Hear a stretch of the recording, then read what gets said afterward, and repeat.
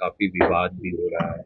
देखिए, भिवानी में जो घटना घटी है, इससे घटिया, इससे शर्मनाक कोई घटना नहीं हो सकती। जिस प्रकार ब्रूटली उस लड़की को मारा गया, उसके साथ जो भी किया गया, वो अभी सामने आने का हम इंतजार कर रहे हैं, क्योंकि पीजीआई में रिपोर्ट्स गई हैं।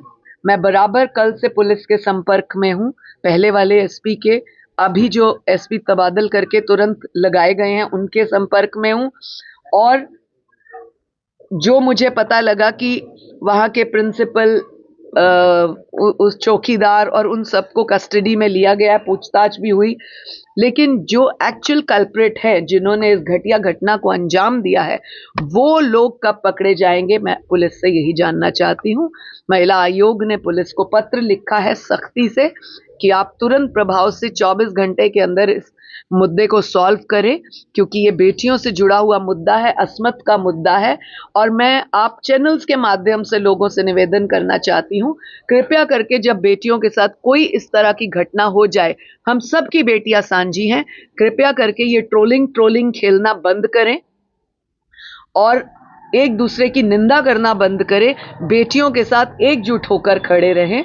ऐसा कहीं नहीं है कि कोई चिंता नहीं कर रहा। माननीय मुख्यमंत्री जी ने कल ही आदेश दिए थे कुछ अधिकारियों को हटाने के, पुलिस का तबादला करने के लिए एसपी के, और महिला आयोग कल से परसों से ही लगा हुआ है। जब से इस घटना का पता लगा, हम लोग सख्ती से लगे हुए हैं और मुझे लगता है हम बहुत जल्द उनको काल कोठरी में बंद करेंगे, सलाखों के पीछे ले आएंगे। आप भी जाएंगे मैम भिवानी? मैं बिल्कुल जाऊंगी भिवानी।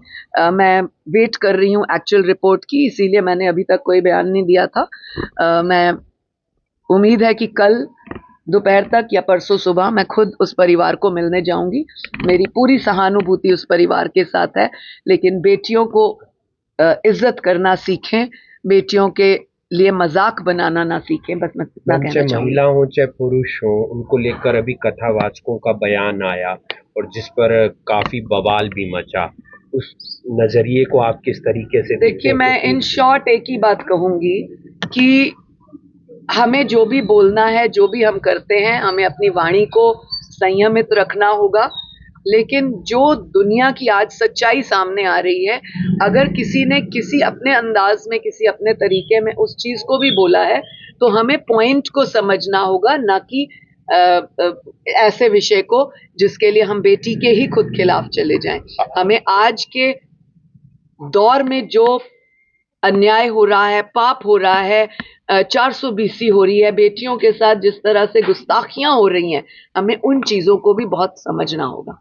ऐसे भी तो मामले आते हैं मैम जिसमें 3-3 बार लिव इन में रहकर जिस बात का वो बार बार जिक्र भी कर रहे थे, तो क्या वो बयान सही थे मैम? देखिए, अगर आप मुझसे पूछते हैं तो लिव इन रिलेशनशिप का कानून जरूर अप्रूव हुआ है, परंतु मैं स्वयं प्रैक्टिकली जब केसेस को देखती हूँ, महिला आयोग में भी पिछले 2-3 वर्षों में जो 6-7 हजार केसेस आए, उनमें 60% केसेस लिव इन के थे। और लिव इन वाले केसेस में कभी भी किसी ने सुकून नहीं पाया। इसलिए हमें इन केसेस के ऊपर भी बहुत वर्किंग करनी पड़ जाती है, और हमें इस विषय के ऊपर भी स्टडी करना होगा कि क्या ये कानून जो बना, जो छूट बनी, क्या वो हमारी पारिवारिक जिंदगी के लिए, हमारी सामाजिक जिंदगी के लिए, हमारी पर्सनल जिंदगी के लिए, चलिए समाज की नहीं सोचनी, किसी और की नहीं सोचनी, कानून की नहीं सोचनी, कृपया करके लड़के और लड़कियां अपनी पर्सनल जिंदगी का तो सोचें।